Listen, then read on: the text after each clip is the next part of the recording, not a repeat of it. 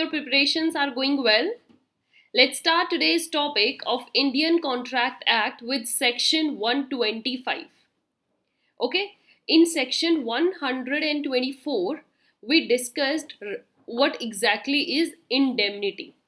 Right students, indemnity क्या होता है and what actually are the parties involve in the contract of indemnity. Indemnity contract आपको किस किस कंडीशन में देखने को मिलता है और इसमें जो पार्टीज होती हैं उनके बीच में कौन से कॉन्ट्रैक्ट होते हैं.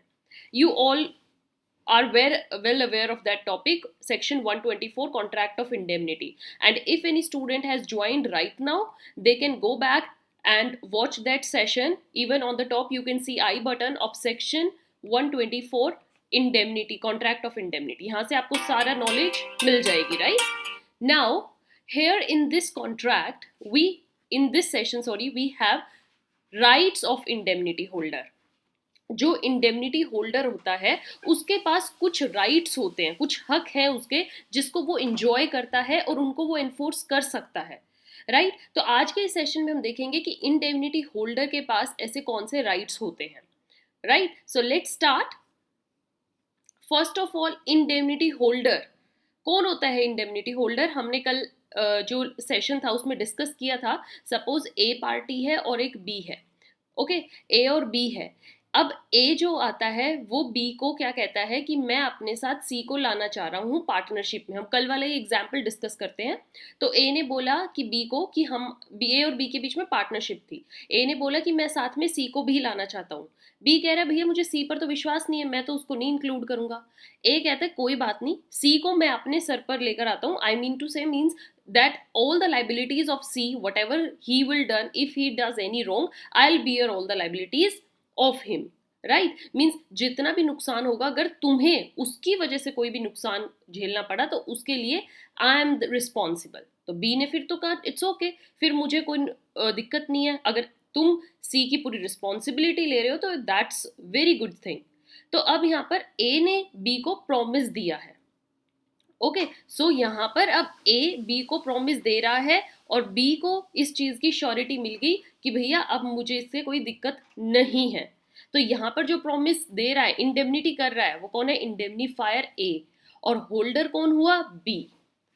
समझ में आ गया? जिसको वो श्योरिटी मिली है, जिससे एक पर्सन ने प्रॉमिस किया है, that is the person who is known as indemnity holder. समझ में आया स्टूडेंट्स? अब एन इंडेमनिटी होल्डर्स, अब यहाँ पर आप बी को ही मान के चलिए. बी के पास क्या क्या राइट्स होंगे एज पर सेक्शन 125 में दिए गए हैं rights. So first of all, let's see recovering the damages paid by the holder in a case against him. कोई भी ऐसा केस होता है जिसमें कि होल्डर को ही सारा नुकसान बियर करना पड़ता है, उसको ही सारा जिम्मेदारी लेनी पड़ रही है, तो उसकी वजह से जो भी जिम्मेदारी वो ले रहा है माय डियर स्टूडेंट्स, उसको कौन पे करेगा?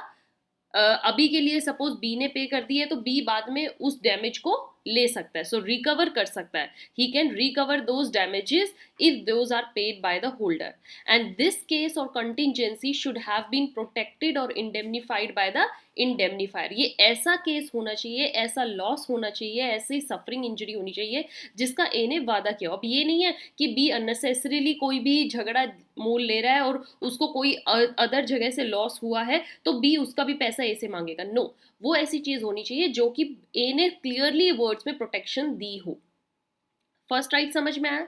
Second is recovering all the cost paid in a law suit against the holder.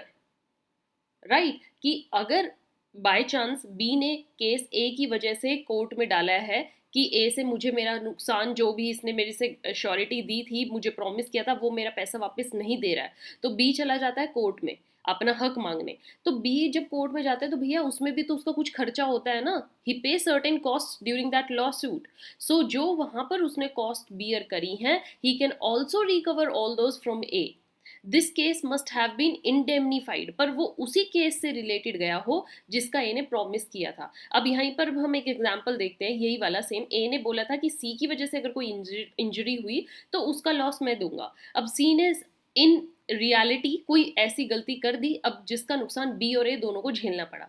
अब बी तो अपना पैसा ए से ही कहेगा भैया मेरा नुकसान तू पूरा कर। अब ए इस चीज का मना कर रहा है तो बी के पास राइट है कि वो ए से ये रिकवर कर सकता है। That's the first right we discussed.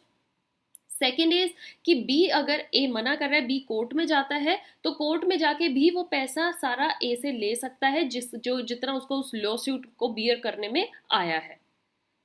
Right तो लेकिन वन थिंग इज दैट कि केस वही होना चाहिए जिसका ए ने प्रॉमिस किया है।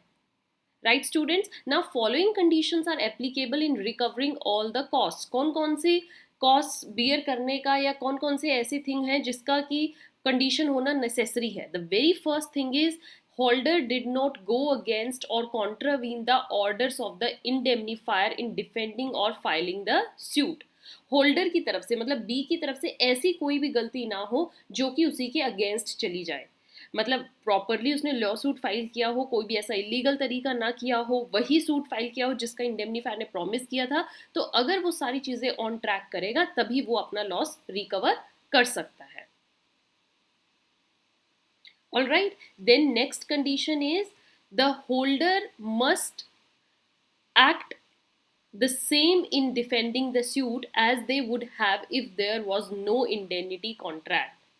वो लॉ को उसी तरीके से उस सूट को उसी तरीके से डिफेंड कर रहा है अगर एक्चुअली में इंडेमनिटी कॉन्ट्रैक्ट ना होता तब भी ऐसा ही सूट अगर होता तो।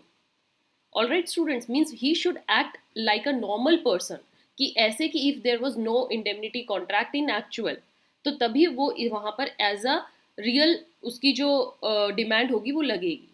Then indemnifier has allowed the holder to defend and file this specific suit.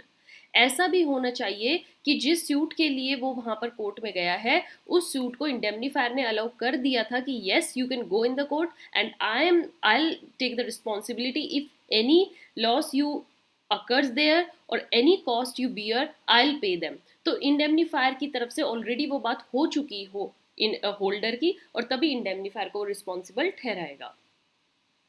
समझ में आ रहा है? ये सब राइट्स आपको बहुत ध्यान से देखने हैं।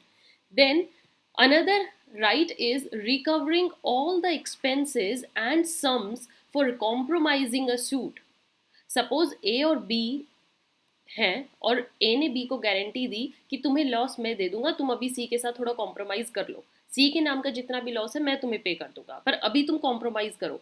तो ए के कारण बी ने सी से कॉम्प्रोमाइज कर लिया बट एक्चुअल में जो बी का लॉस है वो तो ए से वो मांगेगा ही ना। So recovering all the expenses and the sums if he does any compromise in any kind of a suit. But उसके लिए भी द सेम वे जैसे अभी हमने कंडीशंस देखी है, कुछ कंडीशंस होनी चाहिए। And what are those conditions? The very first is the suit of the compromise was not against the indemnifier's order। जो इंडेमनीफायर ने प्रॉमिस किया था उसके अगेंस्ट नहीं होना चाहिए। अगर ए ने बोला था कि अभी तुम सी के साथ करो कॉम्प्रोमाइज आई पे, तो ऐसा ना हो कि बी सी के साथ कॉम्प्रोमाइज कर ही नहीं रहा। He should act according to the indemnifier's will. Right students, then the compromise was allowed by the indemnifier for the suit. Compromise जो था वो इंडेमनीफायर ने बोला था कि you go and do compromise, do negotiation with other party, I am there, I will bear the charges for you. The third is the holder must act the same.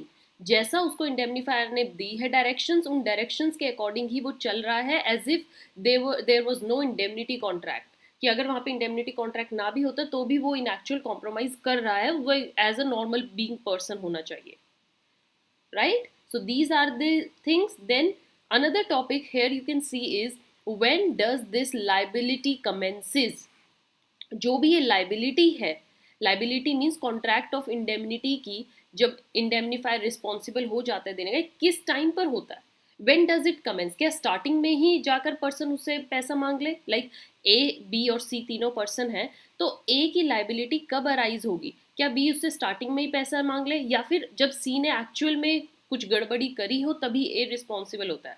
So that's very good thing you should know. The promisor means A here, A is liable in the contract of the indemnity, you all know. The liability of the indemnifier A he comes up when the holder has incurred it। Right जब B ने actual में loss face कर लिया हो, उसको जब injury हो गई हो, नुकसान हो गया हो, तभी ए रिस्पॉन्सिबल माना जाएगा पे करने के लिए। ऐसा नहीं है कि बी जाए सपनों में हाँ भाई अभी दे दे तो मुझे क्या पता मेरे को नुकसान हो ना हो पर मैं एटलीस्ट श्योर तो रहूं। No, it's not like that. when holder has in actual incurred that liability, only then he can make the indemnifier responsible for that, right? Then the holder can call forward the indemnifier, फिर वो holder को बुलाएगा कि अपना सम दीजिए। so here आपको क्या conclusion में आया, that जो holder होता है, okay, B here is not required to first pay the sum and then request the repayment. No, उसको ज़रूरत नहीं है पे करने की। अगर उसको लॉस हुआ है, go to the A directly and ask him to pay immediately because you said you are being responsible for that, right? So here how this starts, what actually indemnity is and what are the rights of the indemnity holder. I hope आपको इस session में सब समझ में आ गया है। So till then keep watching. Thank you so much and don't forget to subscribe and share. Here is our email. You can send your queries here. Have a nice day.